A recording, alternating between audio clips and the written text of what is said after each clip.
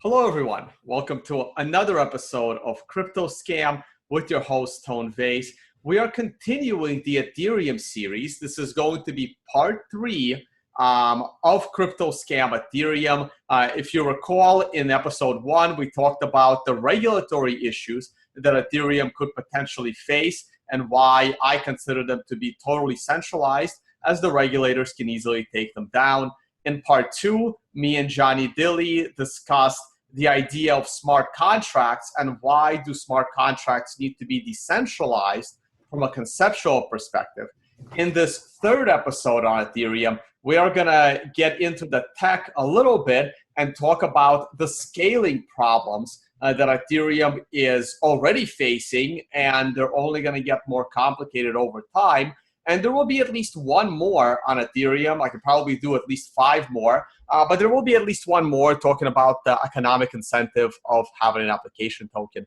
But with us today for this episode to talk about the scaling of Ethereum is someone I've been trying to get on for a while now. His name is StopAndDsecrpto, with an awesome Twitter account that has written 2 of the most amazing comprehensive articles that I've read, summarizing the Ethereum scaling issue. So Stop, thank you for joining us. Thank you for having me. All right, so for several reasons, Stop has decided not to show his face, and we blurred out his camera a little bit. So this will be a really good kind of like investigative journalism to talk about it. And here, let me throw on the screen your Twitter profile, and all of these links will of course be in the video description, but you definitely want to follow him on Twitter, where he points out a lot of the technical issues with Ethereum and several other things. Also has a great article out helping you build your full node, which is really, really important, and we're going to get into that in this episode. So once again, thanks Stop for joining me on this episode. Hey, let's start with your background a little bit. Sure. So how long have you been in the crypto space, and what got you into it, and what year was that? I guess there are 2 moments where I first heard about it and like barely paid attention, and then the moment when I like really dug deep into it all. When I first heard about it, like everybody else, I think it was a Slashdot article that led me to looking into it, and that had to be around 2011 because I have an email, a confirmation email from I think it was Bitcoin.cz, which is what Slushpool used to be, from 2011, and I remember mining for maybe only a week, but I stopped because it just didn't make any sense. I would have made like $13 a month, 1 Bitcoin a month. At the time, it just didn't make any sense to me. And I had no foresight. I had no understanding of what was going on. So I dropped out, stopped paying attention to it until about 2013 when it started going up to 1,000. I think a lot of people did that. And I read a little more. I got a little more interested, but never really followed through again. I at one point, I considered buying a Butterfly Labs miner. I'm glad I didn't do that. I was going to split it with a friend, but... Yeah, no, I was going to say, no, it's good that you were around back in the GPU mining days, and that is crazy, and that's what I always tell people. The most money you will make from mining is if you have the capital to hold on to that Bitcoin 3 to 4 years after you mine it, because you have no idea what that environment will be at the time. And even if you can get on and mine for X amount of time and then sit on that Bitcoin long enough, it'll get you all of your money back, which is difficult to do if you want to be a perpetual miner. You got to have like a real backup of fiat so you can actually wait out and ride a bull market. Yeah, I was young. I had no foresight. So I didn't follow through with any of it. Well, you were in before me, so you had some foresight there. So let me ask you another question, since you've been around for a while, because I was around before Ethereum made its announcement. I mean, I came in like 2013. Yeah, I wasn't that involved. I only heard of Ethereum when I came back after I dropped out in like 2015. Ah, okay. So you weren't there for the crowd sale stuff of Ethereum. Yeah, I was like only touching the Gotcha. surface during 2013, 2014. Gotcha. I need And to get then, Kevin Pham on. Maybe there'll be a part 5. I'll sum mm, everything up with because I know Kevin was around. He even showed the emails of the Ethereum crowd sale and stuff. All right, you know what? Let's just jump right into it. Again, I'm gonna go to screen share. I'm gonna pull up your Medium profile, and those were your last 2 big articles having to do with Ethereum. So let's just go ahead and start with the first one. It's titled "The Ethereum Blockchain Size Has Exceeded 1 Terabyte," and yes, it's an issue. And you have like an awesome cover picture. I absolutely love it. Where is it? These are long articles, by the way, but it's at the bottom. read. There it is. Ethereum holding up the chart. And this is the chart that you used. I went to it, and the guy has stopped updating this chart. Yeah, he came onto Slack one time because I asked on Slack if anybody knew who was running the site. And I don't know if he just happened to browse or if someone like contacted him, but he came on and he said that he just stopped doing it because His node failed. Yeah, he just couldn't keep up. Right. It's not that he couldn't keep up with the work of updating the chart. He couldn't keep up with downloading the data in Ethereum, right? Yeah. Like, it was a technological fail. It wasn't like, oh my God, I'm bored. Yeah, I don't know if it was his hard drive or I don't know what the scenario was, but something stopped him from being able to do it. Whereas that doesn't happen. Like if your Bitcoin node works now, it works tomorrow, you know? It's just... All right, so let's start at the very beginning, right? Like, what is a blockchain to you? And then we'll go from there, talking about Moore's Law and Nielsen's Law and all this other stuff. But let's start with the easy stuff. What is a blockchain, and what are its benefits, and what are its... Well, that's a touchy subject for some people. Some people try and say that you could have centralized blockchains, but it's just a segment of data that has a hash, and then that hash is linked to the next segment of data. And what that provides, like the utility that provides, some people argue has a much broader scope than how we apply it in Bitcoin. And a lot of people argue that it only works to solve a simple thing, like one problem that we have, which is immutability. And that's your view on it as well. I see it as...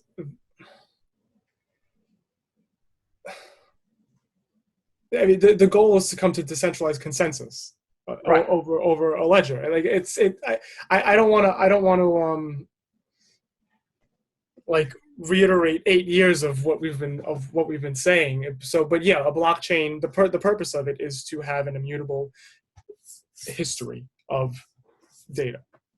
Right, and obviously with the DAO hack, Ethereum has proven that they don't care for immutability of data, but that's probably for another time.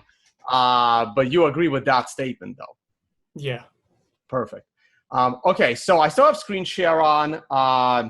Let's go to your article one at a time. Let's talk about some definitions, right, so that people understand when we're throwing terms out.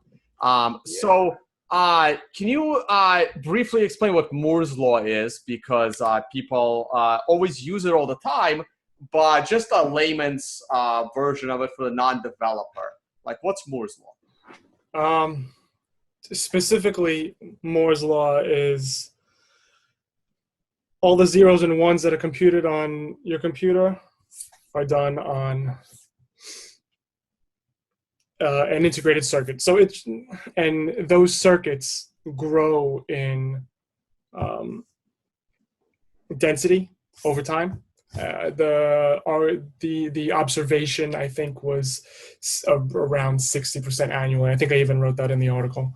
But yeah, it's just an observation of like the rate of growth for computers' ability to process information. But it's not applicable from every angle. There's other ways information is processed that Moore's Law just doesn't apply.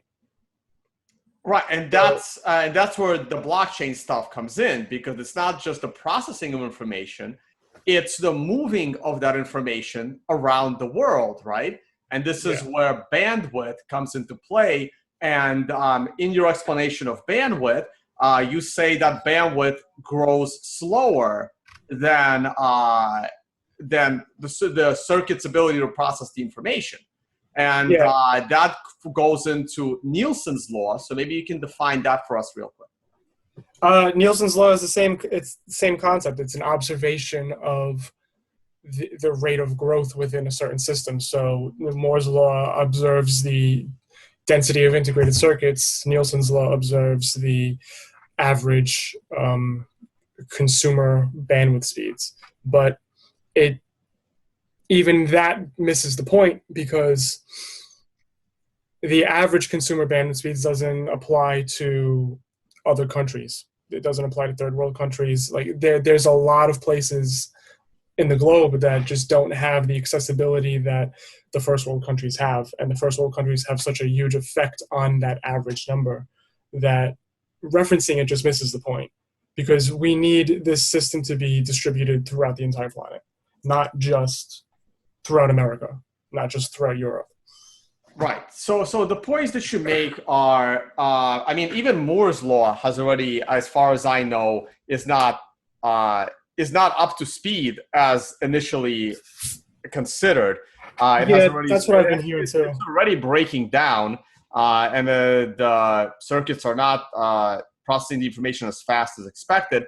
Now, bandwidth is even slower, and blockchains have another component, and that's network latency, which is scales even slower than the bandwidth. And my understanding of network latency is basically the ability to just process the block. And the bigger the block is, the longer it will take to process, even with good bandwidth.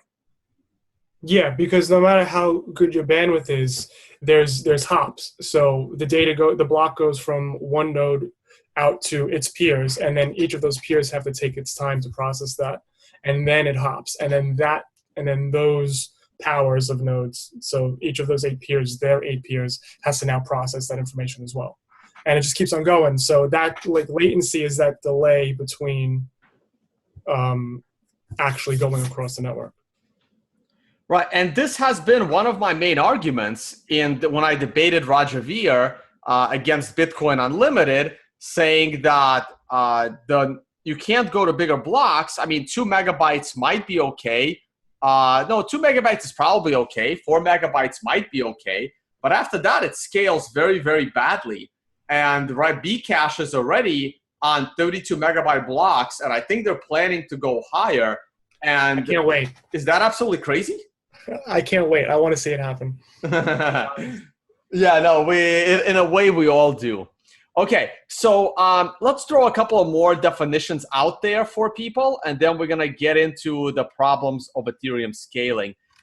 So the Ethereum developers like to name their releases with some weird names. So can you just explain to us the difference between Parity, Salinity, and Casper? Parity is a wallet. Solidity is their coding language for the smart contracts. And what was the third one you said? Casper. Casper. That's their proof of works. That's their new upgrade to proof of stake with sharding, right? Yeah. Because these terms are always being used, and they're not really like, they expect everyone to know this, like not even Ethereum people. Yeah, I mean, if you asked me to explain to you the intricacies of Casper, I wouldn't be able to. Well, not the intricacies, just like me writing these articles, I can't do that. So I have no expectation that the layman is going to have any idea what Casper is besides its name. Right. So as far as my understanding of what Casper is their name of their new upgrade that's going to have sharding and proof of stake. Yeah. Or that keeps changing. Or the other. And it keeps changing because first they were going to do sharding first. Then they were going to do proof of stake first. And now I think they decided to do it one at the same time. Well, my understanding is the Casper is a contract that that these staking nodes are gonna have to run, and like so it was calculated that in order to run the Casper contract, you would need to be staking about 1,000 Ethereum to break even when it comes to being one of those nodes that stakes.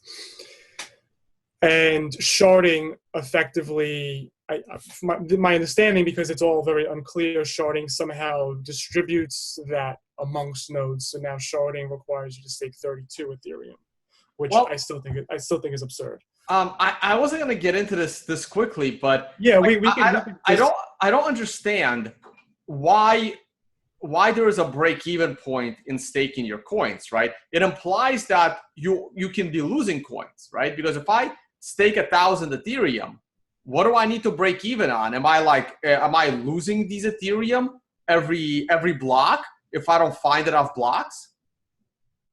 Let's say I stake 10 Ethereum, right? I know you need a minimum of 32 Ethereum to have a node at all, right? And assuming they go to proof of stake, which, by the way, I don't think they're ever going to. That's a completely separate discussion. I don't understand how proof of stake is possible. What are you going to tell your miners? Stop mining? Yeah, well, that's why Barry Silbert has this sneaky little plan of his with Ethereum Classic. Right. Also, like, I don't know if you know about their difficulty bomb, which I thought was supposed to happen a year ago, but well, yeah, they keep on pushing back. Oh, it's like the debt ceiling. They keep delaying it. Yeah. So it's not okay. So they can just Vitalik just tells them what the next date is. There's no like. That's what it seems like. Excellent. Okay, so you know what? Let's hold off on that for a second. Let's talk about their crazy bandwidth. So your article explained it, and like a lot. Here's the thing, right? Like I also like about 6 months ago, like yourself, I was Googling, setting up an Ethereum. Not that I was going to, but like if anyone is capable of setting up an Ethereum node with full history. And in all my Google searches, I was not able to find anyone that was able to do it 6 months ago. So is it even harder now to run a full, like if somebody wanted to run a full Ethereum node with full history, is it possible for them to download the entire history of that data? I know that it's possible. Jameson Lopp did it recently, but he had a $2,000 piece of machinery that he was doing it with, and he had a 1 gig fiber connection or something. Yeah, so I mean that's an exception. So it's definitely possible, but once you do that, you're basically subsidizing the network for everybody else. So if he kept running that node, I don't know if he is, but he's basically one of those centralized nodes, and you shouldn't have to spend that much money to take part in the network effectively. Right. And Ethereum doesn't separate like SPV and light client nodes versus nodes that actually process the transactions. So nobody knows how many real nodes there actually are, right? Yeah, the thing is, I don't know how you would go about tracking what nodes are what without some sort of complex way to request random nodes for different types of old data and recent data. So how you would do it is, see, with Bitcoin, you just assume because there is only one, every node validated the entire chain. So like whatever the number is, there's no like splitting that number up between different kinds. With Ethereum, since there's so many different options and they all identify as a node, you have this large number with a big cloud over it, Right. So, so let's, I guess we can take this conversation into all kinds of directions, and let's just summarize your articles. How about that? You also mentioned how it's all about the exponential functions, where Bitcoin has linear growth, and even if we were never going to go to 2 megabytes because hard forks are just impossible because you can't convince everyone to upgrade, right? But even if impossible to an extent, because if the entire network's life depends on the hard fork, then it's going to happen. True. It's like I always say, like if it's some kind of a bug, then yes. But if it's an optional hard fork, it's not going to happen. Yeah, I don't see, at this point especially, I don't see an optional hard fork happening at any point. Right. So even had Satoshi decided on 2 megabyte blocks or 5 megabyte blocks back in 2011, we would have been just fine. We would have still had linear growth. Yeah, because it really doesn't matter. It like that, as long as it's not ridiculously high. Right. And I would say 32 pushes it pretty well. I would say that at some point in the future, 8 megabytes could be sufficient, but it would also not be much of a difference compared to where we are in respect to actual scaling. You need orders of magnitude in scaling. You don't just need doubling. So right now, Bcash is continuously trying to double, but their ultimate goal is to be just like Ethereum, to let the miners decide how big the blocks are. And that's what Ethereum does now, correct? With their gas. Yeah, it's a little, I don't know if it's 1.2 or 1.5, but basically you take a moving average of the past X amount of blocks and the gas limit on those blocks, and then the current block could be, I think it's 1.2 times that size. But that's still exponential growth. Yeah, if you keep, like, if you make that block 1.2 and then you make the next block 1.2 of the next moving average, and you keep doing that, that grows exponentially as well. And even if it's like, even if you're not doing that consistently, it's still growing at some exponential curve because it goes up over time. I mean, you could see it, and the argument against that is always, well, we've decreased the gas limit. This whole statement is absurd. We have decreased the gas limit in the past, so you already have you're acknowledging the centralization just by saying that, and then what you're pointing to only happened once. Right, but once is enough to prove you're centralized and not immutable. Yeah, no, it's definitely enough to prove that you're centralized, but even like the claim is that it's not going to keep increasing because we've decreased once, and that just doesn't make any sense. Because when you look at it, there was no, it's kind of like saying, hey, Bitcoin hash rate is not going to increase because it decreased at one time. Yeah. Right? Pretty much. Okay, so the next thing that, oh man, I had another thought in my head. The gas. I'm sorry. So here's a question. I hope you know.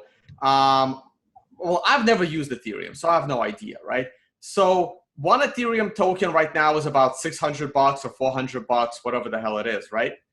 Yeah. But how is gas calculated, right? Like a contract costs X number of gas, but how much Ethereum is gas, right? Like I know one Bitcoin transaction costs me X amount of Satoshis per byte of size.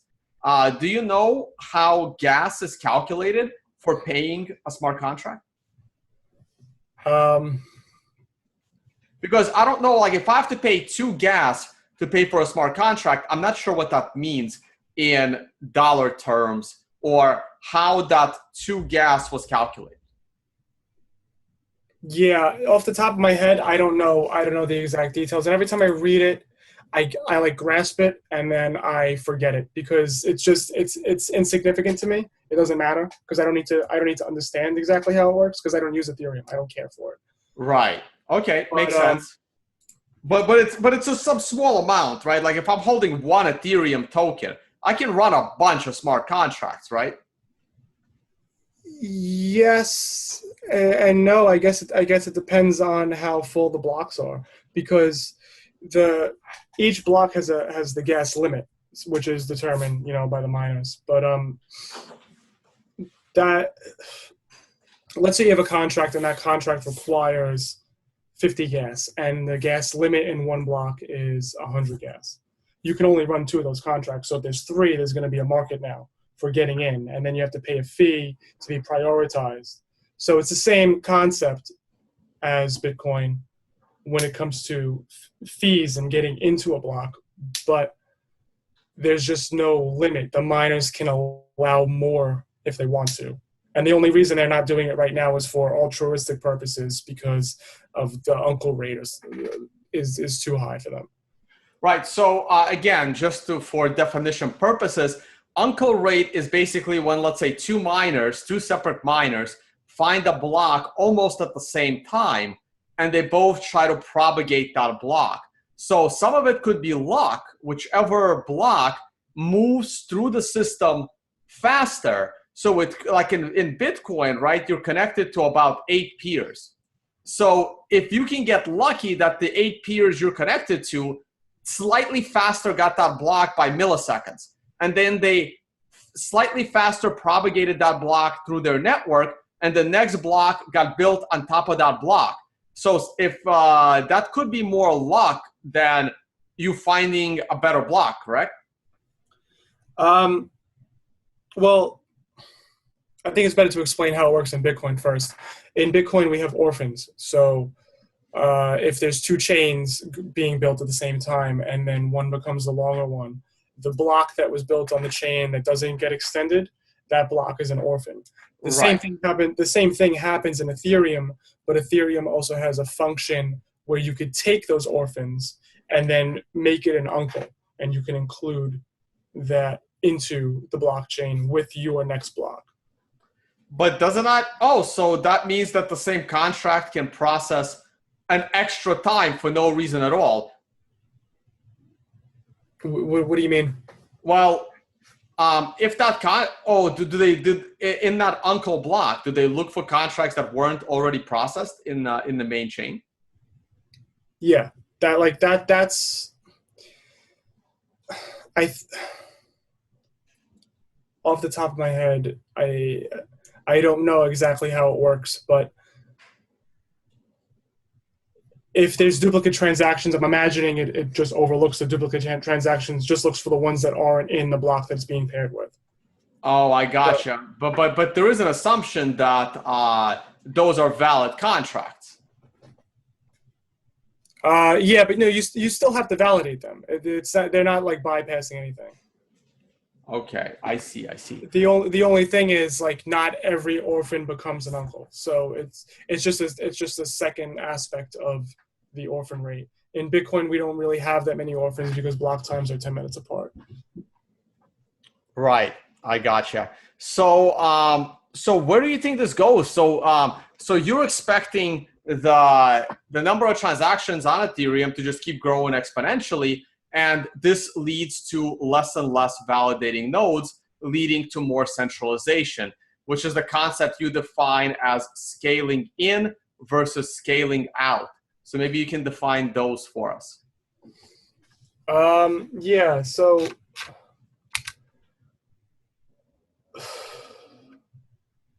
I just want to review how I put it, just because once I put this out, I have not read it since, and I have a tendency to forget everything that I write.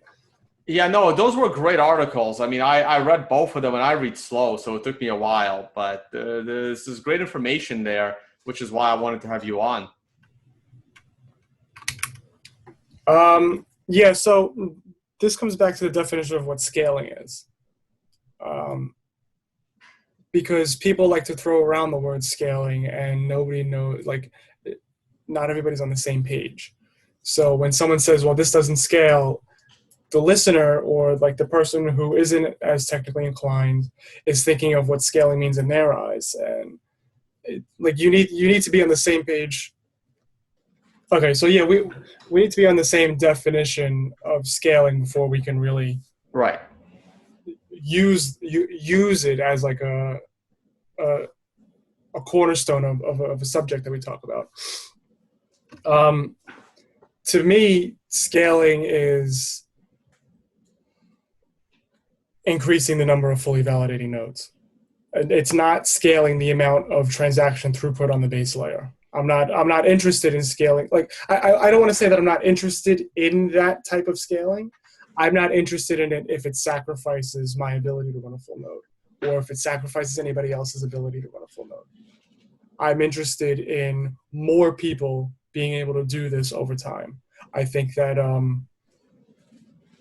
being able to directly be part of the network for whatever reason. Like, it doesn't matter. So there's a lot of people who like to question and say, well, what are the incentives for running a node? And then other blockchain networks come up with master nodes to provide an incentive. I don't think there needs to be an incentive. I think you need to have whatever incentive you want and have access. So like, as long as the access is there, it doesn't matter why you want to run one, you're able to. To me, that's important. So. Got it. And Bitcoin is trying to do just that, correct? I wouldn't even say it's trying to do that. Just that. I would say that it is doing that. I would say it's successfully doing that by denying motions like Bcash to prevail or take place on the Bitcoin network. Right. And your argument is, and you even had a few back and forths with Vitalik on this, is that Ethereum's all of Ethereum's scaling solutions would reduce the number of full validating nodes. Yeah, and his response, I don't want to say it's ingenuous, but he tries to make the argument. He tried to make the argument at one point that all the nodes on the P2P layer are effectively the same. So you could run a node and not validate every shard, and then choose to if you want to. But that's not the same as everyone validating it all by default. And he says choose to, but you can only choose to if you have the ability to. And people's ability to do is also going to be limited when it all gets rolled out, if it even becomes something that they manage to get working for who knows how long. So what would you do? You want to take a guess? I mean, we know Bitcoin has about 115,000 full validating nodes. You're running one. I'm running one. A bunch of people are running them. And what's your best guess? What do you think Ethereum has? Well, the numbers fluctuate a bit. When there's only one site that tracks the total count that I'm aware of. There's no site that tries to differentiate them. And when I say the total count, I mean they're including fast sync nodes. So that would be like including all the Electrum and Armory nodes in Bitcoin, which we don't do. So the numbers hover. My guess is it might be around 15,000 right now. I've seen it at 20. When you look at the archive websites for that website that tracks it, you can see that number going up a little bit. I think at one point it might have been at 40, but it's definitely been decreasing from there. And so how I much? don't know. I would say maybe around tens of thousands, but that's the total count again. So you have like how many of them are fast versus not. That's anybody's guess, and the problem, it shouldn't be anybody's guess, you know. Gotcha. So so when do you think like this ends? Okay, so before we go there, I don't think it's going to end for a while. I think it's going to keep going because you have the problem with this is another concept I wish people would grasp is Bitcoin's network functions with just one node.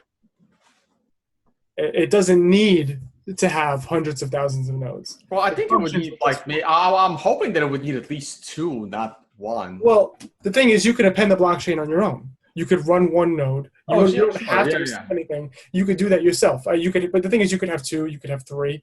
Even Craig Wright tries to make the argument that Bitcoin would work with three. You know, it's a valid statement, but it completely misses the point. Like because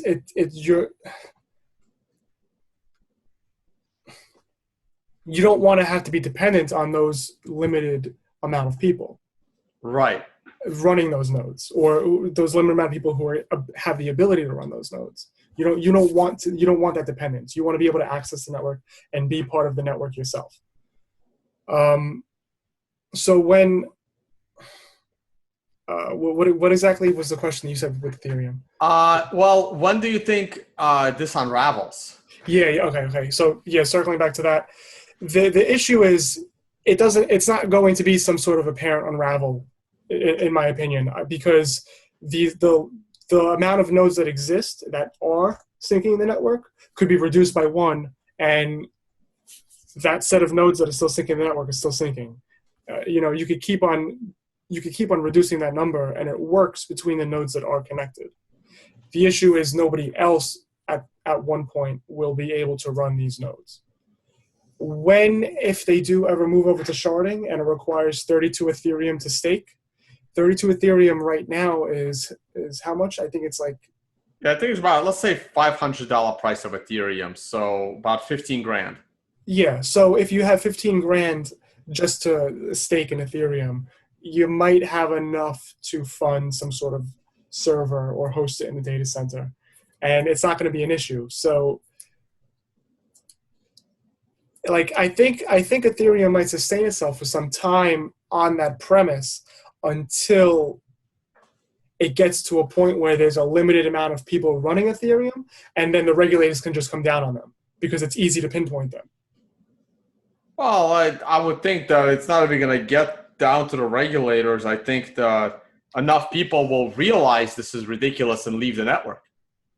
That might happen as well, because another thing is you have these light nodes that are completely dependent on these fully validating nodes, because the light nodes are the issue. It's funny. The issue is a lot of these nodes they can't sync. So the suggestion is run it in fast, and then they run it in fast, and they can't get any peers because the amount of peers that are syncing are so limited, and they can't seed out to all the light nodes. So it's like this double complication that they're having. Right. This sounds like the problem I used to have with BitTorrent when I want to download, some very obscure movie or like a very old song, and there's only like 4 people seeding it, and there's like 20 people trying to leech it.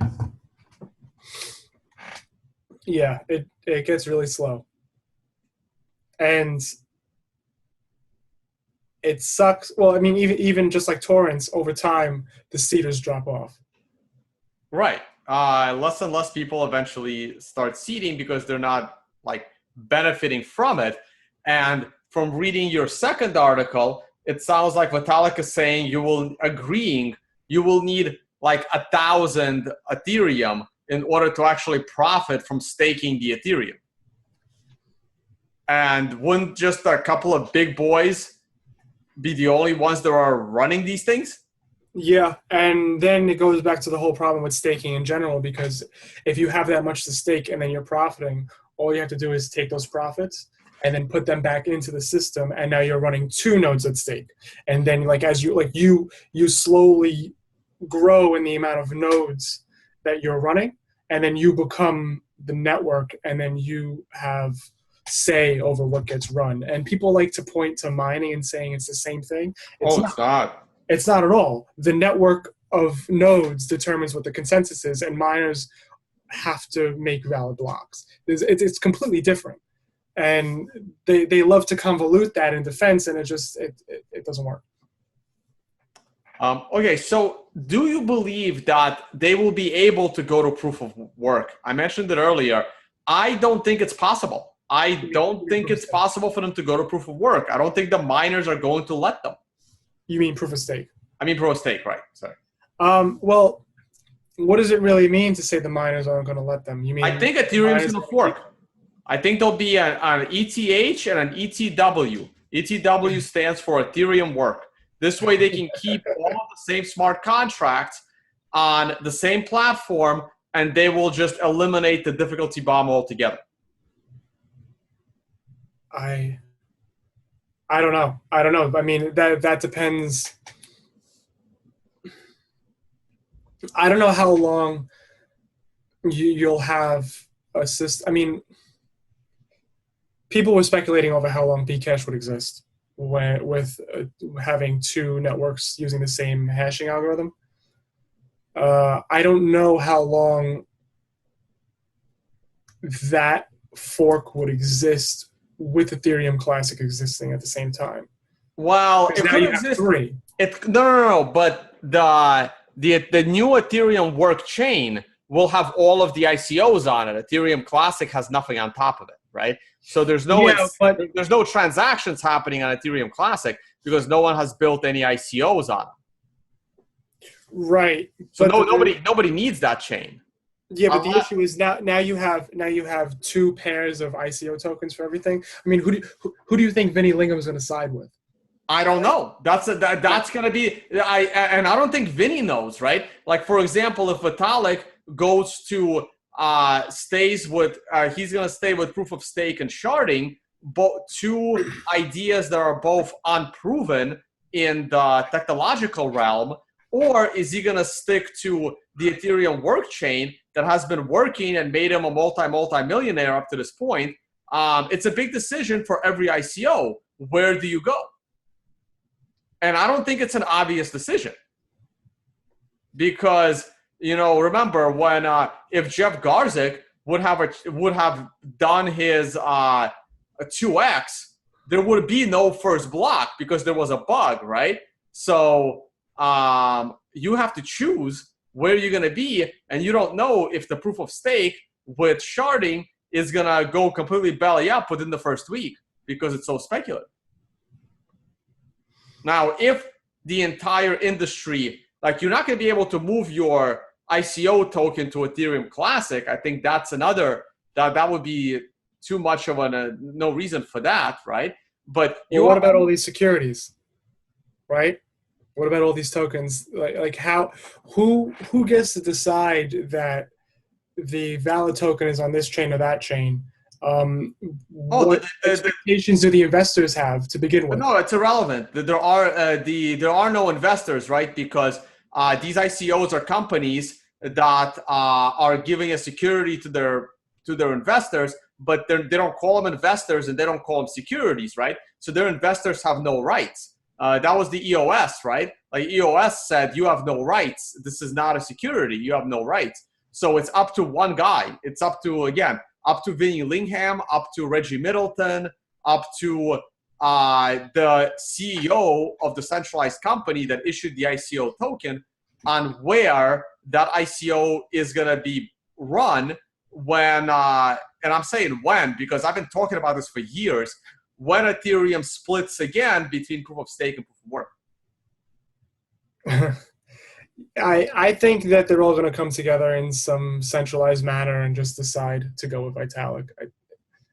That's my opinion. I mean, we could agree to disagree. I mean, it's all speculation, Yeah, no, that would be interesting. That's what I'm waiting for, right? Like, either way, it's going to reveal some things, Yeah, I'm waiting for that split. I'm waiting for when Vitalik flips the switch to proof of stake, how many of the ICOs are going to go with him? And I wouldn't be surprised if the majority don't go. I think I would be surprised if the majority stayed behind, to be honest. I think a lot of the miners might be planning to move to Ethereum Classic, and I think they might be loading up on it just so it can pump. That's just my speculation, but it's all speculation. I don't know. You could be right. It's not a good situation. I think that's the point. No, you know what? You made a valid point here, right? But if all the miners do move to Ethereum Classic, that doesn't necessarily mean that the coin's going to pump. Well, they might be planning a pump. Yeah, that could be true. That would be. I don't like to speculate. I don't like to speculate on price, to be honest. I just DCA Bitcoin. Yeah, that would be interesting. All right, so let's talk about sharding. Let me tell you my. So I was at the very first Scaling Bitcoin conference in Montreal. I believe that was in 2016. I want to say early 2016 maybe. And Vlad Zamfir gave the presentation on sharding, and I believe that was like the first public introduction to sharding.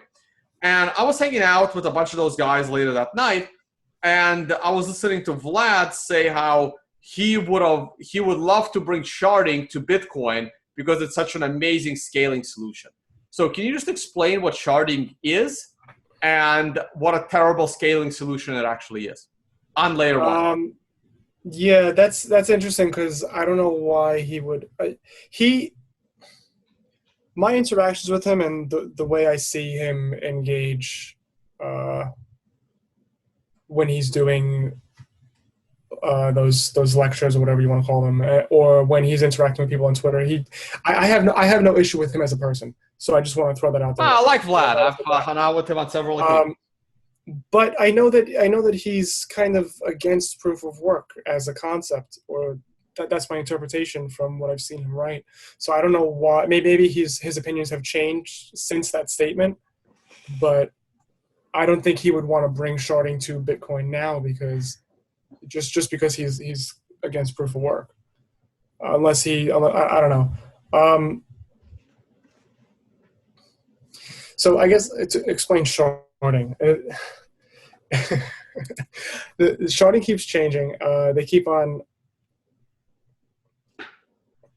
There's different people have different opinions on what it means, but fundamentally, when they talk about sharding and when I mention it, it's each shard is its own blockchain. So what you're doing is you're making a bunch of blockchains and then you're tying them together on a network above each of those blockchain networks. So at its fundamentally, sharding is combining many blockchains together. That's the simplest way to put it. Okay, and what does this do if you want to use it on layer one? What happens? And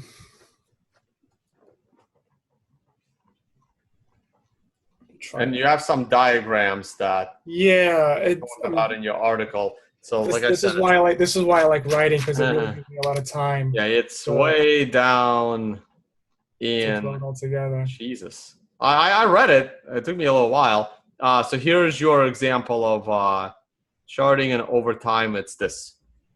No. Keep going down. Oh, I didn't get to it yet. This, sorry, you're right. No. Well, no, that's just an extreme. Keep going down. Jeez. Okay, so that one helps a little bit. So the purple blockchain at the top is one shard, and the nodes that create the blocks for that shard, those are all centralized and they're staking 32 Ethereum each. This is just a silly diagram that kind of helps people visualize. Trying to zoom scale out here. There we go. This begins to make more sense when you go down to the next one. Okay, so you want to explain this one more time real quick? Okay, so the purple blockchain at the top, that's one shard.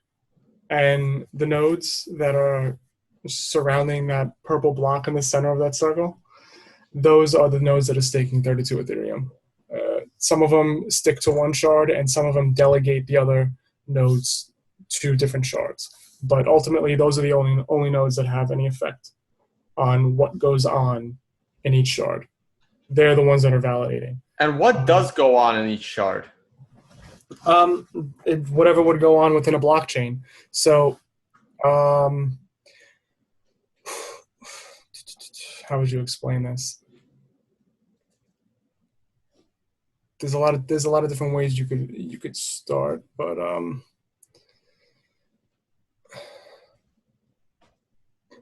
So, are you saying that instead of let's say so I want to explain headers and the difference between validating everything in a block and just validating the headers, because that's the most important aspect here. Because in Bitcoin, every node is a fully validating node, so it validates every transaction. It validates the entire block.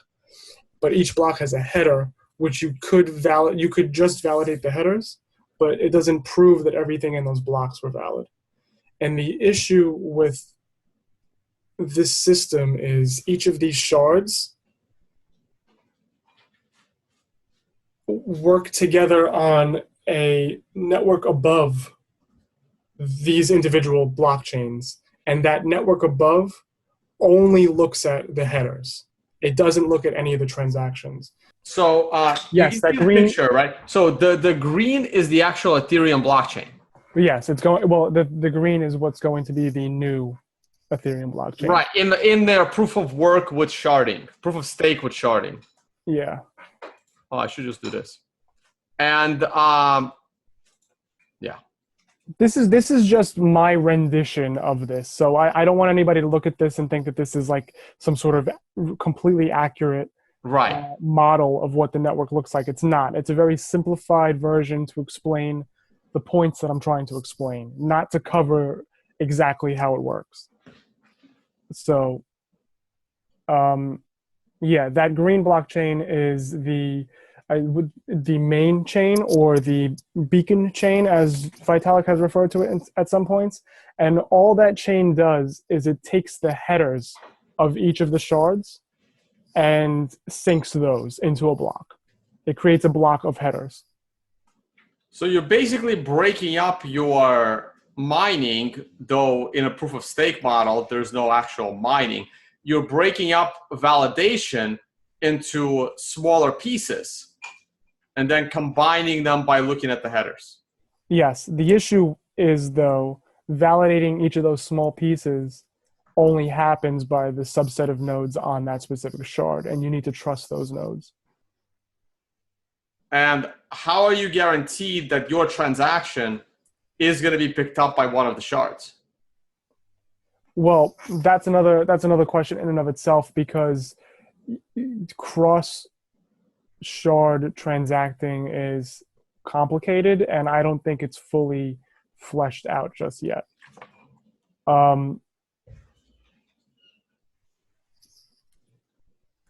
And like, specific contracts are going to be running on a specific shard. They're not going to be running on cross shard. I mean, you might be able to get something working in that fashion, but generally, if you're some sort of dApp developer, you're going to throw it on a specific shard. So let's say CryptoKitties, right? So CryptoKitties would always have to run, let's say, on this circle. Yes, and the problem is that doesn't even resolve the backlog issue that CryptoKitties is already creating, because I don't know of any way to prevent the transaction backlog on a single shard. You're still going to run into that issue, from my understanding. But even then, all of this is like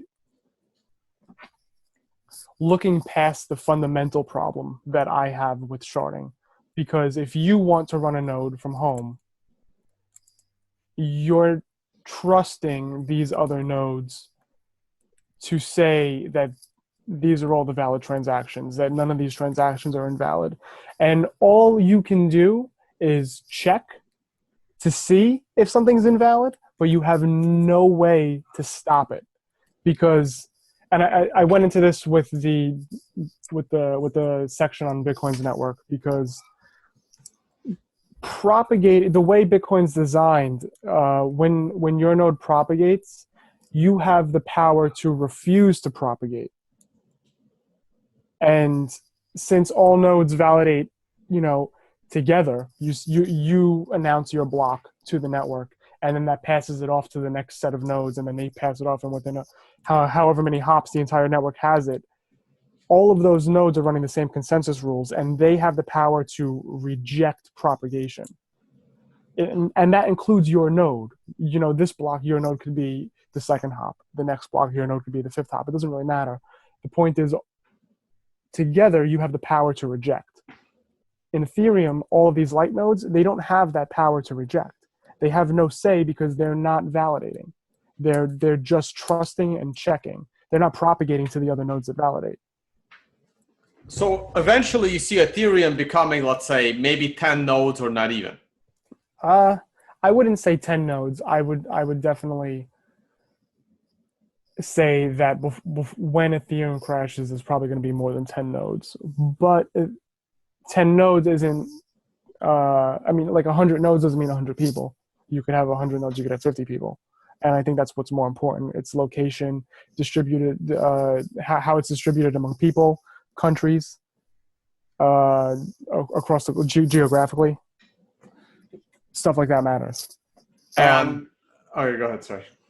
Well, no, I'm just, when it really comes down to it, that stuff's the most important. Let's say you live in Taiwan, right? And you're the only Ethereum node runner there. The government's going to tell you what to do, right? They're going to have the ultimate say if they want to. And that's a problem, because there's one. And you can pinpoint who that one is. because it's clear that there's a lot of activity coming out of that location. Right. And like Bitcoin works because of the amount of like it keeps increasing the targets to the point where you can't even win with a carpet bomb. Like there's just too many of them to destroy the network. That's why it works. It's the only way it works long term. So that comes back to, Ethereum lasting for however long it might last. It'll be subsidized. It'll definitely be subsidized by these limited amount of nodes, but at some point, something's going to stop it, whether it's regulations or just people waking up because it doesn't work. All right. So I'm good. I mean, I mostly want people to really read these articles. And on a final note, it looks like everything that Bcash is doing is headed in a similar direction as Ethereum. And you state that as well, right? Yeah, I kind of wanted to not get too much into Bcash because I already covered it. But I mean, within that article, but it does seem like there's a lot of overlap between the people who are interested in both blockchains, and you see a lot of them being okay with Ethereum existing, the Bcashers. Oh yeah. They think that the world is big enough for infinite number of blockchains. Yeah, it's not. Now, I mean, there's some arguments for, but not Bitcoin. Infinite number except Bitcoin. Yeah. I mean, there's definitely some arguments that are worth looking into where there might be some sort of extremely minor chain that coexists with Bitcoin, but I'm not sure how much value it would actually have. And it would also have to be completely decentralized, which none of these are. But that's a different subject. I don't think it's I'm generally a maximalist. I don't see there being any room for two sound monies. So well, right, but Ethereum never claimed to be money, right? Which is kind of silly because because half the people are treating it like money and like an investment, but they've always said, "Hey, we're not money, we're just gas." Yeah, I just. So what? Okay, so I don't. It doesn't make any sense to me, and it doesn't. No, it doesn't make any sense. Which is why arguing why Ethereum is an outright disaster is very difficult. And part 4 of this episode is going to try and talk about the economic incentives of the stupidity of the application token. But one final question, and you may choose not to answer. So what do you think all of these, like, not the, we know the motivation of the ICO scammers, right? We know what their motive, I mean, like, they'll build that shit on anything, right? Well, they just want money. Right. But, like, why do you think so many people, like, that aren't, running their ICO scam, why do you think so many people still believe in Ethereum? Well, like even the developers, like what do you think is going through their brain that they don't understand the basic stuff that non-developers like me see a mile away? I think that it's because the concept that we're trying to address is so obscure to most people in general that the scene attracts these people before they're able to grasp the concept. So it's a nice way of saying not very bright developers are all over Ethereum. I think there's a lot of genuine developers on Ethereum, but like we could go into hypotheticals about like how someone would wind up developing on Ethereum and not understand the concept of sound money. And I don't think that makes them unintelligent. I just think it puts them in a certain situation, because there's been accounts of people going to blockchain conferences and like working on blockchains without ever having heard of Bitcoin. I've heard that from some people where like there are these accounts of people who they've been working on blockchain for a year and like only just came across Bitcoin. So like there's definitely circumstances where you can come across this concept and just not have been introduced to like everything else surrounding it. So I don't want to say that they're all like incompetent or you know, I don't want to say that they're stupid. There's definitely a lot of intelligent developers. I do. I want to say that. I have said that. Okay.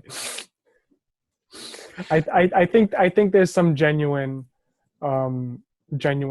among some of the Ethereum developers, but you can also start breaking down the developers into different groups. You have protocol development, and then you have dApp development. Are they the same?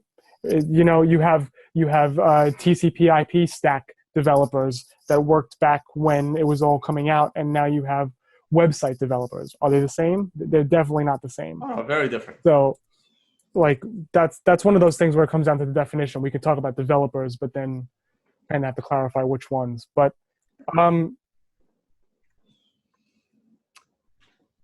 I lost the track that we were on. That's okay. We're talking about the IQ levels of Ethereum developers. Yeah, I don't know. I'm not fond of making broad.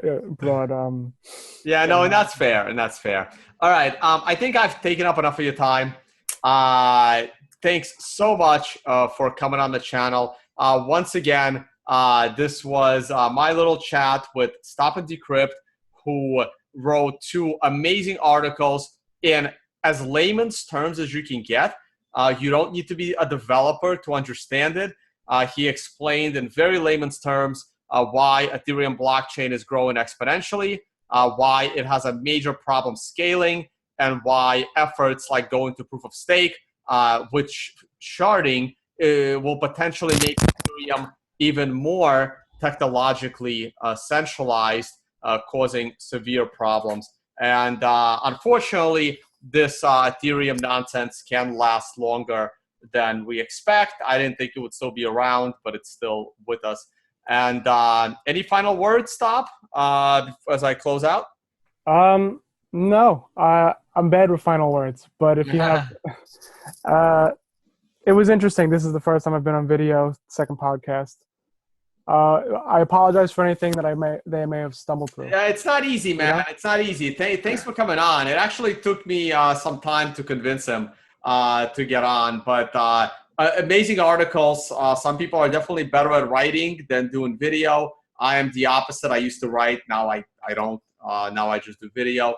And besides Twitter and your Medium channel, which will be in the description of this video, anywhere else people can find you, or just those 2 places? It's StopAndDsecrpto on Twitter, Medium, and Reddit.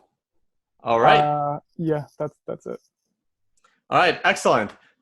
So thank you for watching, guys. This has been another episode of CryptoScam, focusing on the technological side of Ethereum. I will have more guests talk about other problems of Ethereum, and of course, CryptoScam will go on reviewing other projects and other scam coins. Thank you so much for watching, and see you all on the next one. Welcome back to part 2 of this very special episode of CryptoScam with another guest to continue our discussion of the scalability and the promises of Ethereum. With us for the rest of this episode is going to be the famous Jameson Lopp and his uncanny beard, who is now a systems engineer at Casa, a new startup in the space. Formerly, he was the systems engineer at BitGo. And thank you very much for joining me on this episode, Jameson. Pleasure to be here for the first time. Yeah, you're right. This is the first time I'm interviewing you, and we haven't seen each other lately. I haven't attended too many Bitcoin developer events, but your name did come up this past weekend as I was purchasing my new toy in the world of hardware, and you were instrumental to them in order to actually stress test the crypto key stack. So you want to do a quick shout out to them and a word on what I'm holding? Yeah, I bought a bunch of the hardware metal storage devices out there and put them through the ringer, everything from like 2,000-degree heat for a prolonged period of time to crushing with like 10-ton hydraulic press, and the crypto key stack held up the best to all of those things and even more environmental hazards like hydrochloric acid, rusting, all kinds of stuff. So if you're going to go with the metal, that's probably one of the best ones to do. Yeah, no, that's great. Now, this is not a hardware wallet. This is simply a way you can preserve your private key in a non-destructible way, a lot better than writing it down on a piece of paper. So there you go. You got a little plug in there. So is that what you currently do, mostly physical stress testing, or you mostly focus on technical stress testing? That was a kind of unique thing for me. I've never tried anything like that before, but I've read a number of reviews and a few stress tests of these metal devices, and I just felt like they didn't take it to the extreme that it really needed. So I think that I arguably put these into conditions that the normal user is not going to experience, but we like to think adversarially in this space. Cool. So real quick, tell us about Casa, where I'm assuming you are one of the co-founders of Casa as well? Yeah, early employee. You could call me a partner, I suppose. Tell us what your company does, or the company that you are associated with does, what your exact role is, and what is your general role in the Bitcoin ecosystem. So at Casa, I'm doing similar stuff to what I was doing at BitGo, which is really helping build the infrastructure and think about all the back-end systems that we need, and then just thinking about security from a number of different perspectives of how can we facilitate these crypto finance transactions while minimizing the trust required. Obviously, users are going to be dealing with us and our software that we're providing, and there will be some trust, but we want to minimize that as much as possible while still helping the user be sovereign in what they're doing. And specifically, when we're targeting like user sovereignty, we want to be a non-custodial solution. We want the user to finally realize the promise of being your own bank in Bitcoin.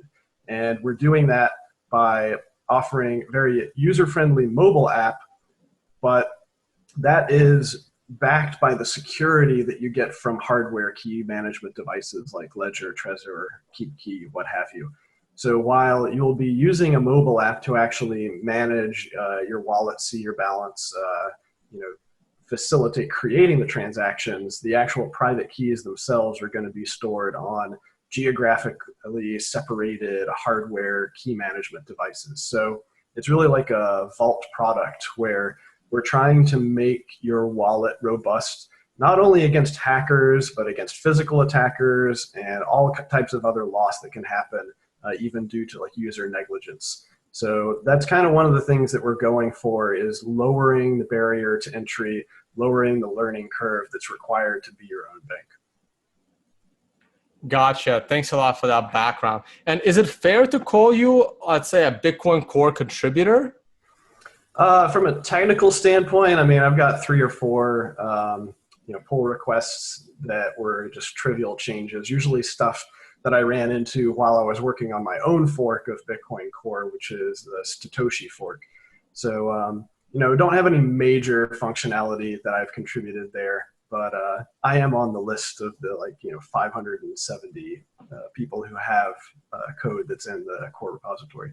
Right. And from my point of view, it's hard for me to get, I want core developers, our top 20 engineers. I'm not really here to interview them. I want them working. Like, I need them to keep my Bitcoin safe and decentralized. And I know you are very well respected in the space. And I recently heard you on the Noted podcast talking about your adventure in setting up your Ethereum node. And I wanted to dive a little bit deeper into that specific conversation. So earlier in this episode, I talked with StopAndDsecrpto, who is somewhat anonymous in the space. And not many people know much about him other than he writes pretty detailed research articles. And lately, well, not lately, but over the summer, he wrote several criticizing the technological scalability of Ethereum. Now, as I brought Stop and Decrypt for this interview, I found out that he's not actually a developer. He's more of a researcher. So I wanted to bring you on, and just for a more developer perspective, because my developer days are long behind me. I did have a degree in financial engineering. I used to look at code. I used to write amazing VBA code in the back of Excel. I'm telling you, my VBA skills were not ones to mess with, but that's as far as I really wanted to go. Started learning some Python and then realized, coding is not what I really want to do. So I'm actually going to pull up screen share and we'll jump right into the full topic. So the first article that he wrote, it was titled, "The Ethereum blockchain size has exceeded 1 terabyte, and yes, it's an issue." This was written back in May, back at the end of May. We are now about to go into September. So it's been a good, 4 months? Yep. It's been a good 4 months since then, and it was a pretty lengthy and detailed article. I love the picture of Vitalik holding up that sign that everyone has been using. I think it's coming up there eventually. These are long articles, guys. I read all of them, and it takes some time. So what do you think about that? And how did from a general point of view, how is the Ethereum blockchain getting so many transactions, and where do you think it's going? And then we'll pick at the details of that. Yeah, so the 1 terabyte number is for what they call an archival node. Within Ethereum, there's more classes of node types and security models than you're going to find in Bitcoin. And that was the type, though, that I was running when we were operating infrastructure at BitGo, is this archival node. And basically that means that if you are starting off your node, and this requires using non-default parameters, by the way. The default is using a much more lightweight and lower security model. But if you do decide to do a full validating archival node where you start off from the Genesis block and you download every transaction that's ever happened and actually perform the calculations that do the state changes to the Ethereum state, then if you're lucky, maybe a week or so later, if you're running decent hardware, you will catch up and you'll get to the current tip of the blockchain.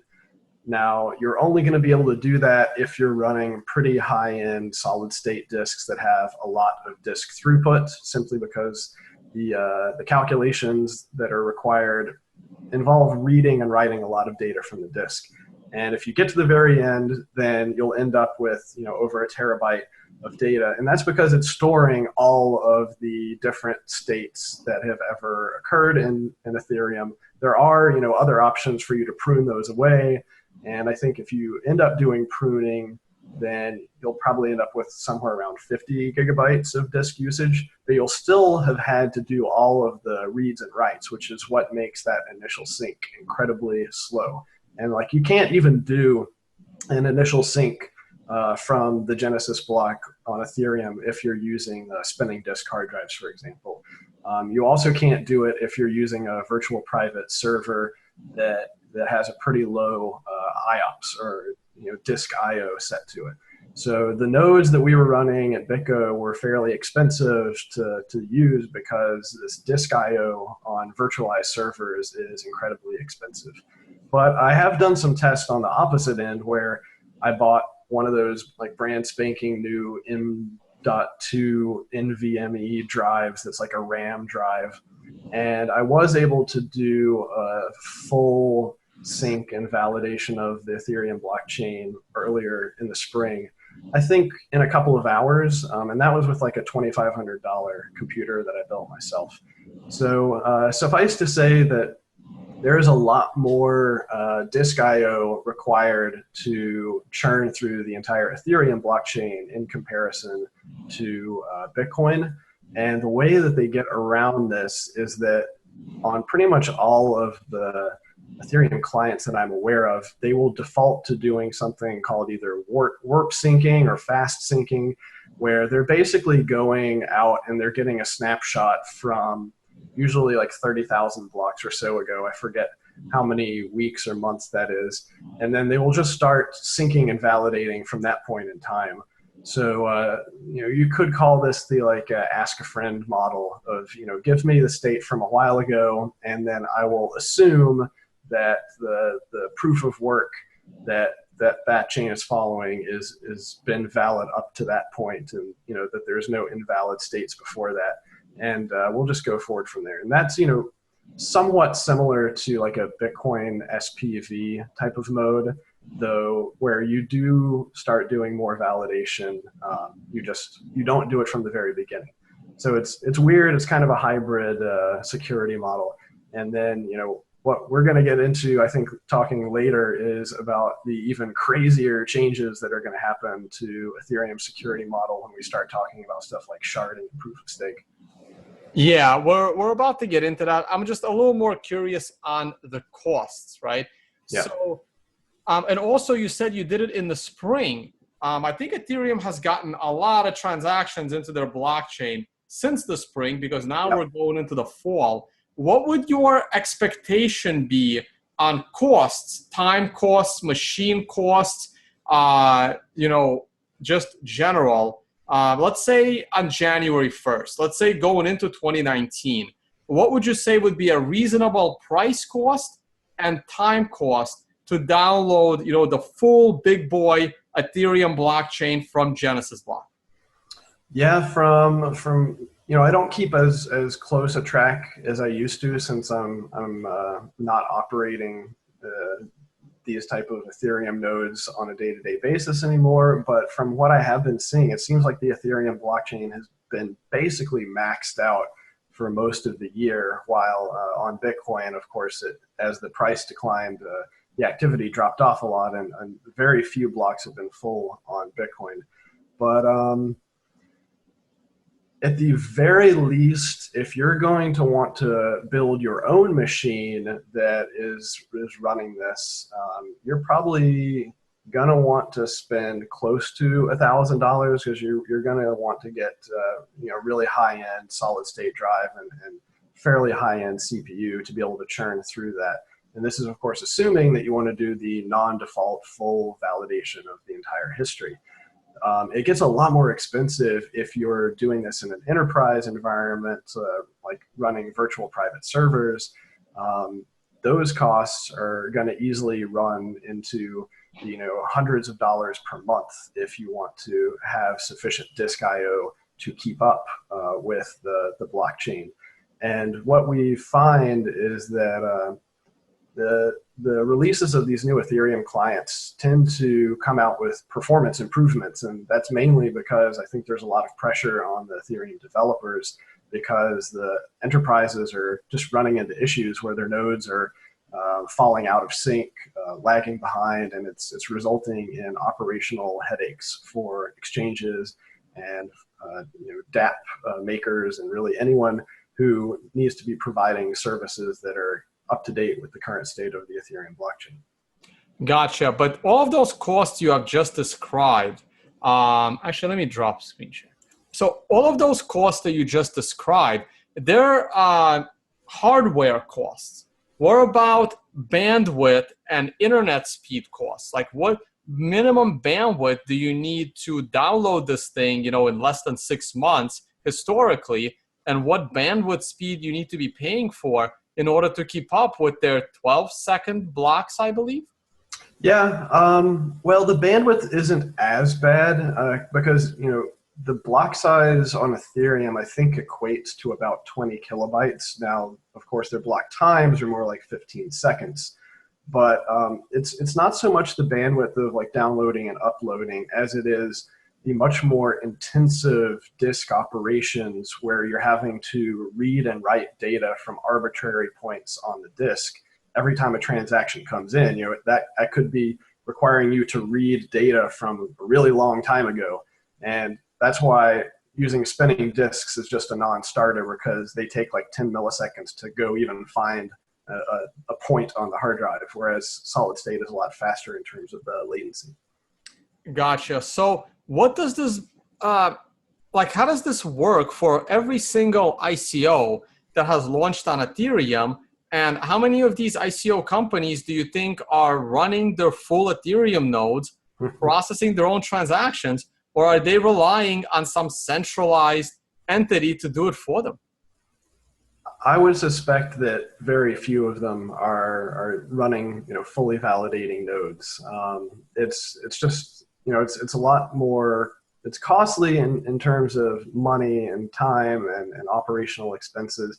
But even beyond that, it's not the default. And really what you find in software in general is that defaults are very sticky.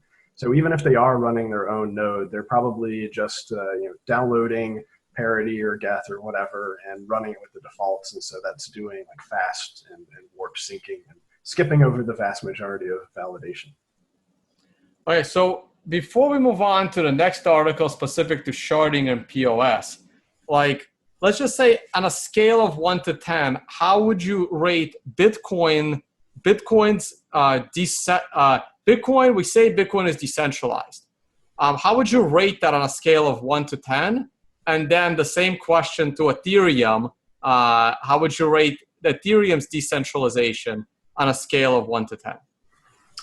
I hate trying to simplify it in such terms, because when we talk about centralization and decentralization, there's so many different ways you can measure it, so many different vectors.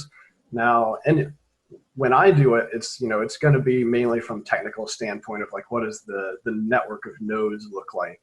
And from that standpoint, I think that there are a lot more fully validating nodes on the Bitcoin network, so it's thus much more decentralized than on Ethereum, where the Ethereum node count, if we're looking at like fully validating nodes, is much smaller. And I think is going to continue to decrease simply because the cost of running them will continue to increase. Right, and that is actually my biggest, I try to look forward, and that is my biggest thing. I never felt the need to run my own Bitcoin node until the whole user-activated soft fork kind of blew up in our faces, because no one expected the miners not to go along with something that everyone thought they should have been happy with. So the user-activated soft fork experiment created a lot more node holders, and I think made the system a little more decentralized.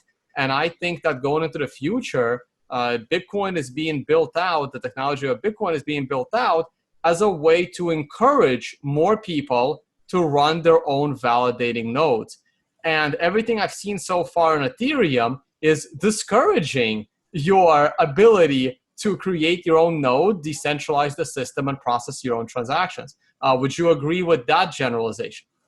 Well, yes, because it's a lot more difficult. It's a lot more challenging to build a system that is, efficient at the base layer.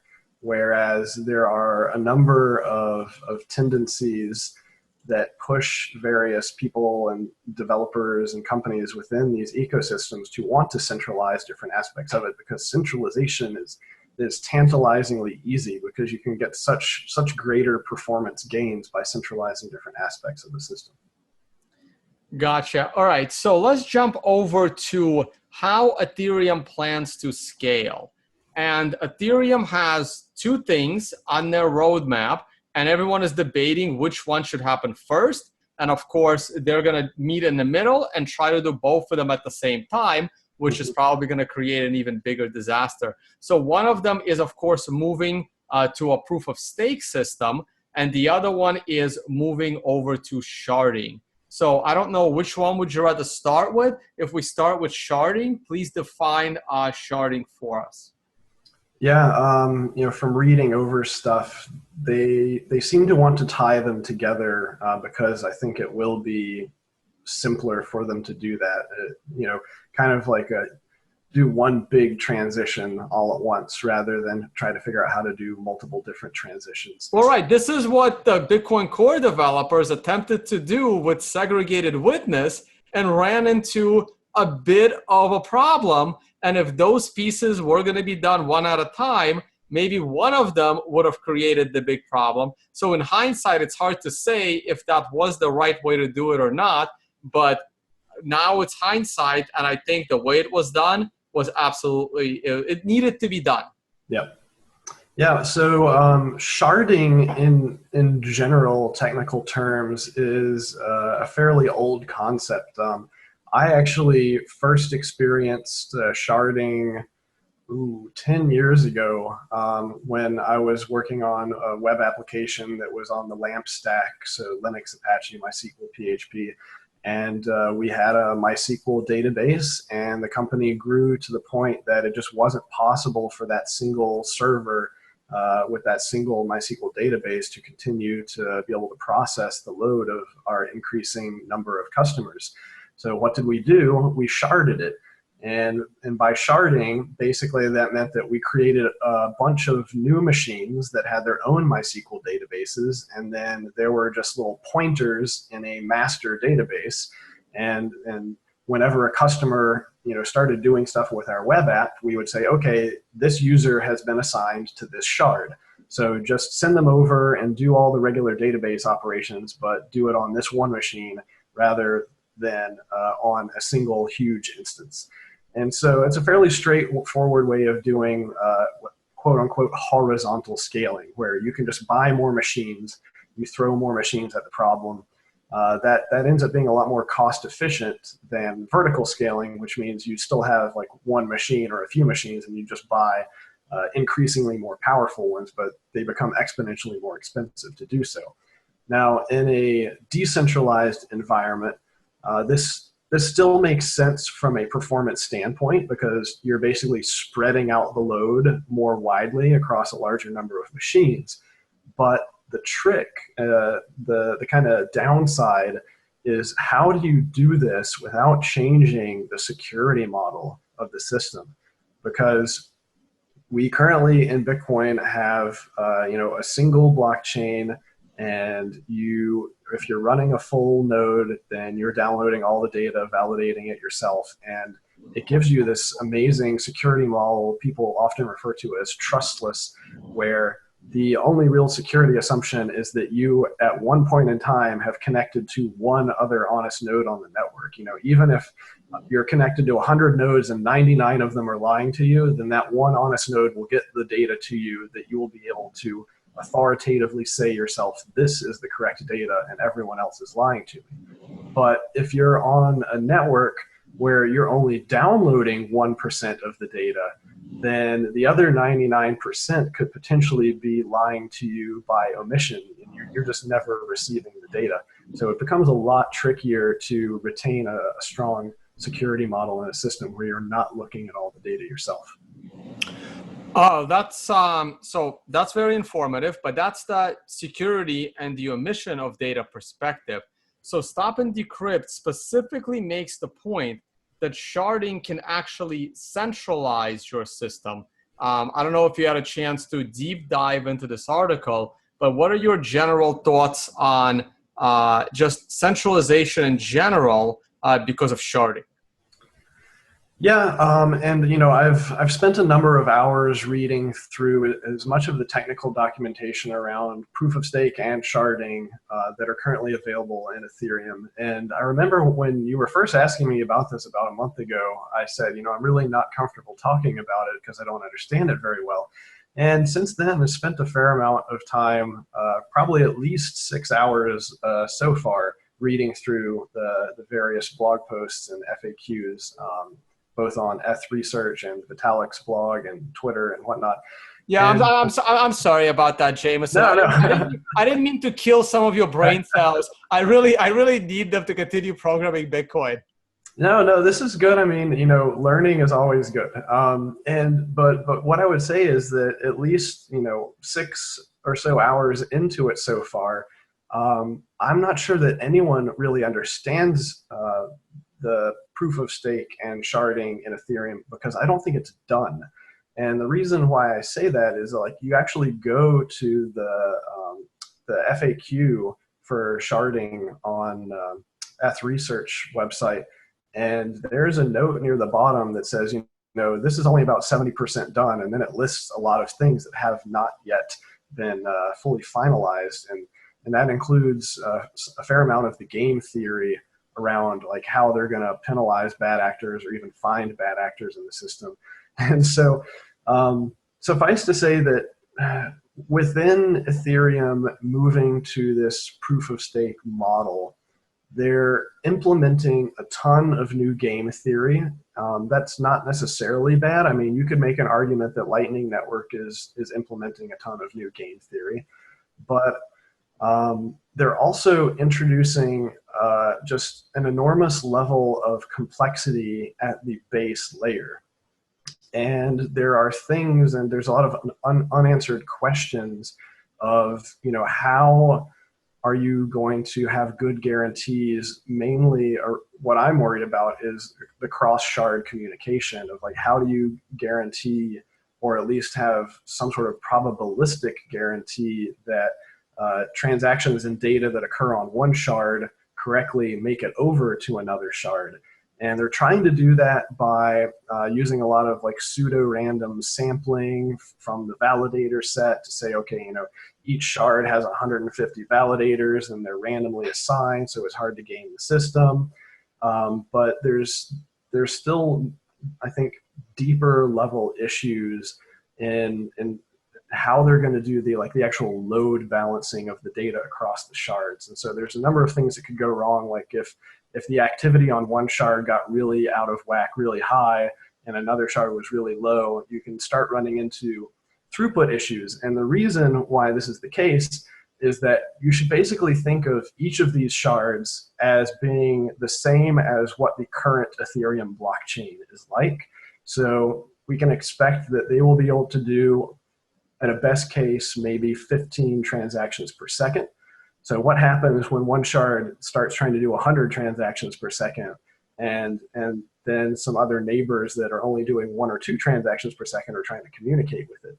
So it's just an issue of, you know, increasing levels of complexity by orders of magnitude, and of course the fact that this is something that has been researched for, I think, 4 or so years now. And if you look at Vitalik's recent tweet storm that was 70 something tweets long, he went through the whole history of it, and it's pretty clear that this is still a work in progress. They're still trying to figure out the optimal scenario, and it's not clear whether or not there is an optimal scenario, and it's even less clear like what all the trade-offs are going to be. But it is certainly clear that if you are running a fully validating node on Ethereum right now, it is going to become exponentially more expensive to be what I'm seeing referred to as a top-level node, because the top-level node would have to validate not only what is the current Ethereum blockchain, but then the beacon chain and all of the shard chains, which I'm also seeing conflicting information about. But it seems like they're currently targeting 1,024 shards. So 1,024 instances of the Ethereum virtual machine, potentially doing 15 transactions per second. So say, you know, throughput maxes out around 15,000 transactions per second. You're going to need a Craig Wright level node, you know, a $20,000 something odd node in order to be able to validate all of that stuff yourself. And I think almost nobody is going to be doing that. Well, we both know Craig Wright might do it, but no, but it's really funny that you mentioned that, because I finally met Craig Wright for the first time. This was recently, probably a couple of months ago when I was in London. I was visiting London. Some of the guys put together a dinner because I was in town. They invited Craig Wright for fun, and he said yes. And as funny as that conversation went, I was sitting next to him all throughout the dinner of like 10, 15 people at the table.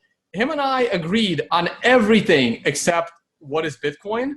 Like we can sit there across the table from each other and like talk shit about Ethereum all day. Yeah. Like he hates this thing as much as I do, or many other Bitcoin maximalists do. So there is some commonality, even with, when you do it, if you ever do end up sitting at a table with Craig Wright, and you want to find some commonality, start talking about some of these altcoins, and it's actually it can be pretty enjoyable conversation, to say the least. I know people are still mad at me for saying this, but it was fun. Well, like listening to him talk about how bad Ethereum is, it was actually pretty interesting.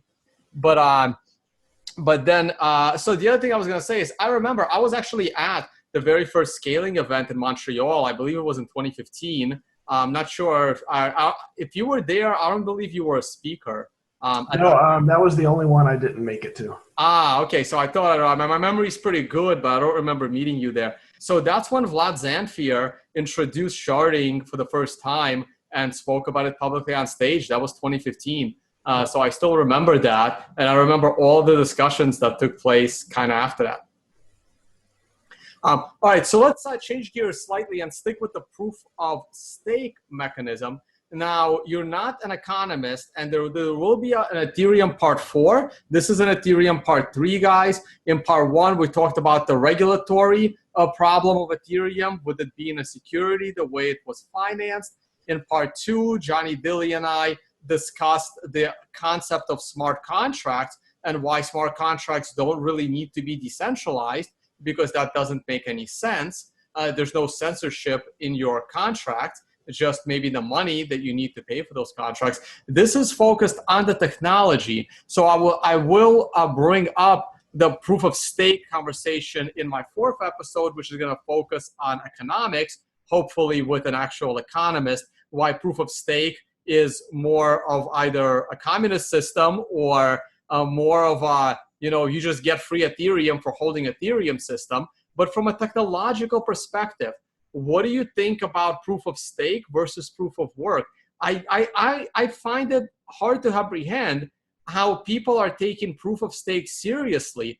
The technological innovation of Satoshi Nakamoto's blockchain was proof of work. That is the innovation. Like proof of stake, it's been done forever. Like where is the innovation? Where's the technological innovation of proof of stake?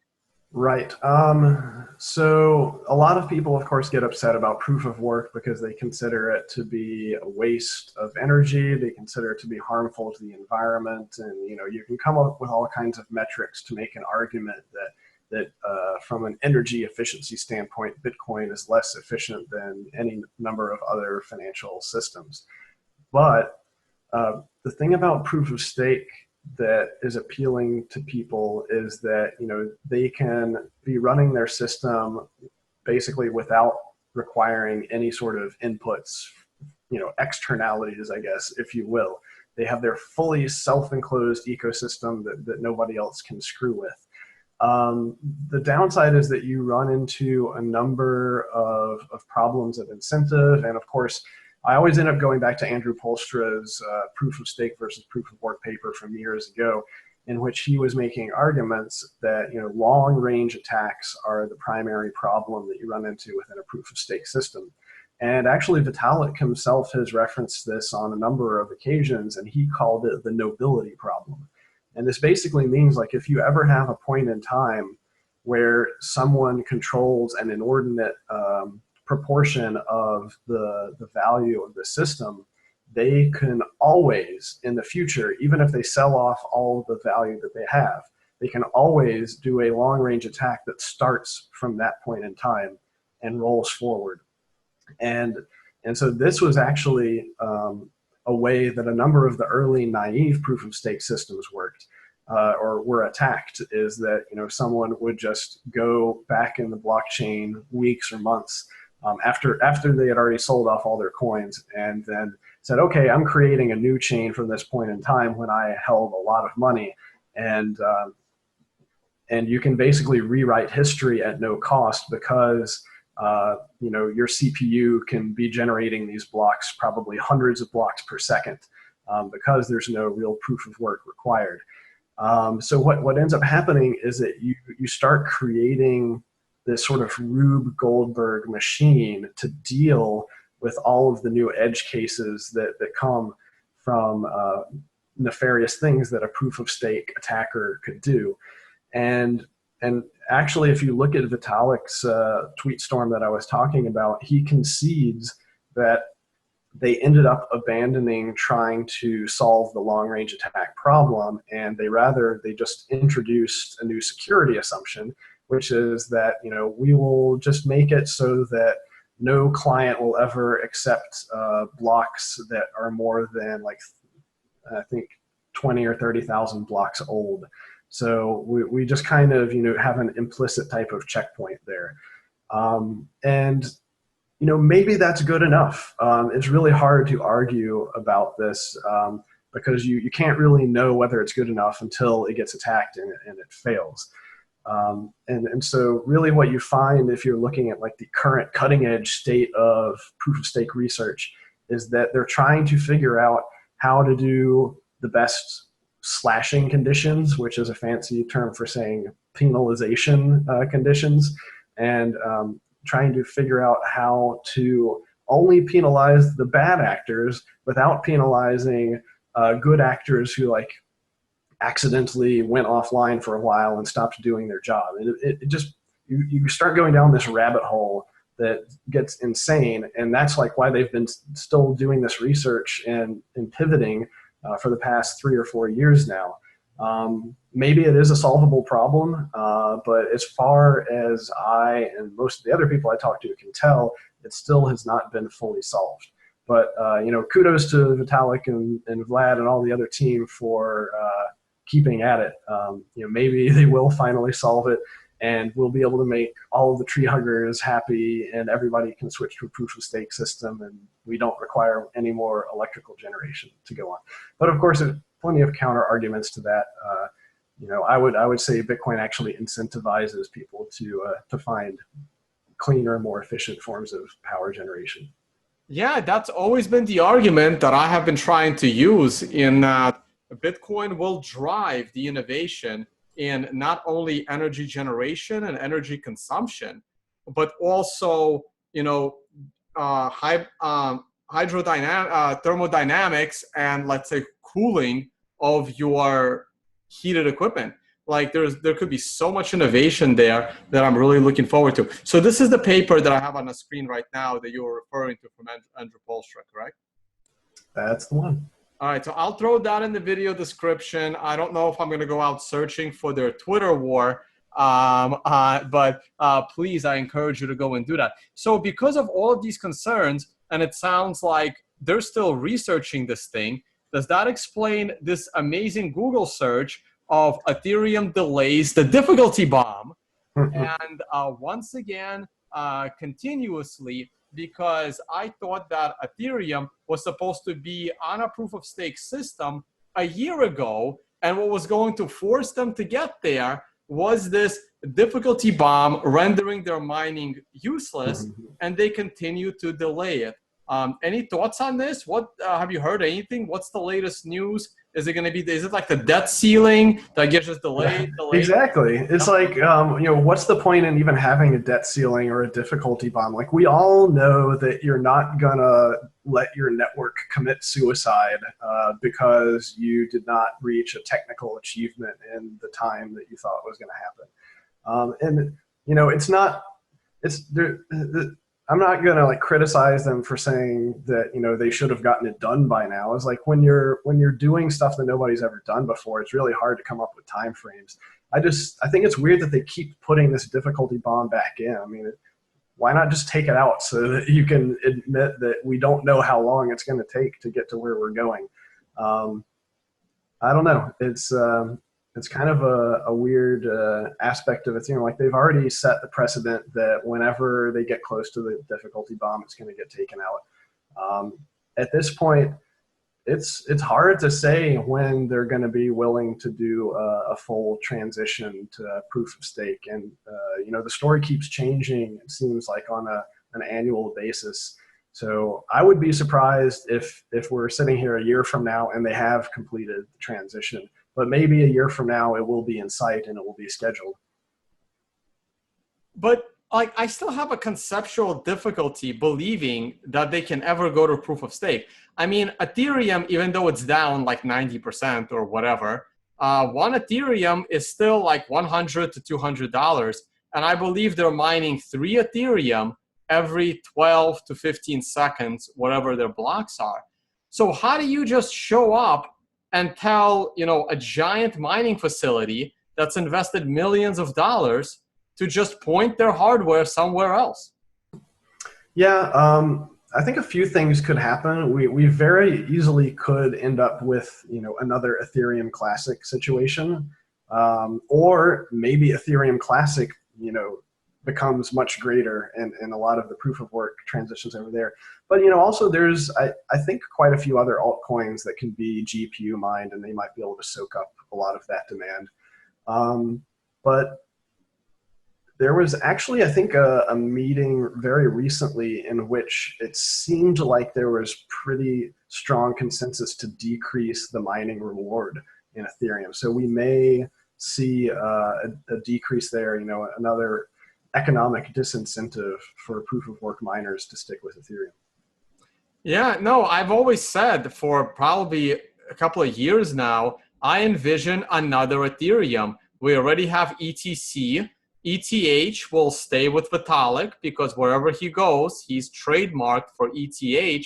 And I envision an ETW, Ethereum Work, where the miners are going to try and convince all of the current ICOs to stay on the Ethereum proof of work chain. I think it will be a little challenging to get your ICOs to convert to another blockchain like an Ethereum Classic, like an EOS, like a Tezos or a Waves or all of them. And lately I've been saying these ICOs that become platforms for other ICOs, like all the ones I just named, they're going to be totally fungible, and your company's unlicensed security in the form of your ICO can just transition from one to the other, with all of them slowly becoming technologically unstable over time until some centralized solution shows up. Or at this point, I think Ethereum would almost be better served as a centralized, scalable solution to run all of these ICO smart contracts, because none of these ICO smart contracts are actually decentralized. They're centralized by the company creating the ICO. So wouldn't it make better business sense for Ethereum to centralize their product and offer their services for a fee of moving all of this stuff around, like all of these securities around? Maybe. I mean, so there's, of course, the Ethereum Enterprise Alliance could potentially, create their own network for that. Really, it seems to me like, stuff like EOS, which is even more centralized, but has much greater capacity for throughput, could pick up a lot of this ICO slack. But kind of a counterpoint, though, for the incentives is that if a lot of these ICOs are holding a lot of value in Ether, then they could be incentivized to switch to a proof of stake system. And basically, Ethereum would become secured by the ICOs themselves. Yeah, no, that is an interesting thought to consider. And it's also great that you said EOS is, more centralized with a lot more throughput. And that makes sense because decentralization comes at a cost. It comes at a security cost and it comes at scalability cost. You have to weigh those costs, and Bitcoin isn't willing to budge on decentralization side of the equation, and which is why the focus is on the Lightning Network and scaling your transactions as a second layer protocol, as long as that second layer protocol can be just as decentralized, probably even more fungible and anonymous, and have a lot more transaction throughput, and then it's a done deal. Bitcoin can actually scale. Well, maybe it all just comes down to marketing. Yeah, no, that is interesting. All right. Any final general thoughts? I mean, you remember the DAO. I mean, I'll give the floor to you as far as, you know, the technology and the competency of the Ethereum. I know developers don't like to talk bad about other developers. I once asked Eric Lombroso on a live interview the following question. I didn't want to put him on the spot. I said, are there any altcoin developers that you truly respect?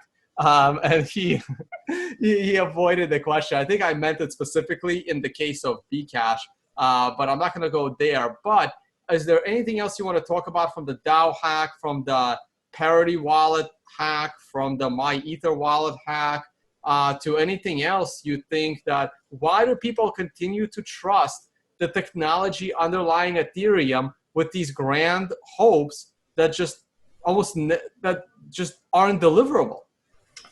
Yeah, well, it's just a very different mindset. And, you know, as I look out across this diverse ecosystem of different networks, I also see a diversity of different perspectives and ideologies. And in general, I think it's fair to say that Ethereum is a much more social network, you know, social ideology. And that's why Vitalik and a lot of the other developers are willing to make certain trade-offs with regard to consensus, where they're turning it into more of a social consensus of saying, you know, we're going to have a bunch of fairly well-known actors that are going to be, you know, putting skin in the game, and then we're just going to try to figure out how to help coordinate these actors. And that's you know, a stark contrast to a Bitcoin style ideology where it's more like, you know what, we have the protocol and everyone is either going to follow the protocol or they're going to fork off, and you know, you get burned if you don't stay in consensus with everyone else. So I think that, you know, a lot of these things, they're valid, and it's hard to make, you know, technical arguments about them that necessarily convince people who have that other perspective. And I just take a very long-term view on it of, you know, these things are going to get attacked, and the ones that survive were good enough, and the ones that die were obviously not good enough. And that's, you know, time is going to have the ultimate say in which of these perspectives is workable. All right, and one more question I forgot to ask earlier. As you read over the two articles by Stop and Decrypt, was there anything there you disagreed with? Was there anything there you felt was inaccurate? Well, you know, I first read it when he first published it, and I didn't know whether or not it was accurate. But then, you know, I went back recently and read a lot of the technical FAQs and stuff from Ethereum developers, and I would say that my perspective is about the same as his, that ultimately this new type of system creates a much smaller number of players who are able to actually validate the whole system, and it results in the regular end user having to trust the system a lot more. And also, you know, the main point that I think he was making is that unlike in Bitcoin, if you're running one of these nodes in Ethereum, especially once it gets sharded, you can't reject anything that goes wrong. You just have to go along with what you're told. And so once again, it comes down to these like very different perspectives, I guess, in how the network should operate and how the developers extend them over time.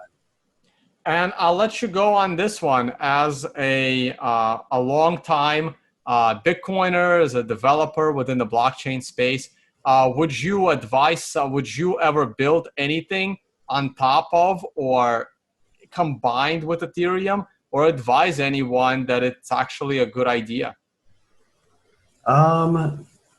Nothing that you want to scale out, you know, to be a mainstream application. Now, if you actually look at one of Casa's recent blog posts, we are going to add Ethereum support, and that's because we have wealthy clients who will pay us to add Ethereum support. But we are actually in a conundrum because I spent over a year at BitGo working on Ethereum wallets and Ethereum infrastructure, and it was a nightmare for a number of reasons, and I wrote a very lengthy blog post about that. And I really want to avoid trying to do multi-sig and a smart contract again, because like some of the stuff that you were mentioning, there's no real guarantees.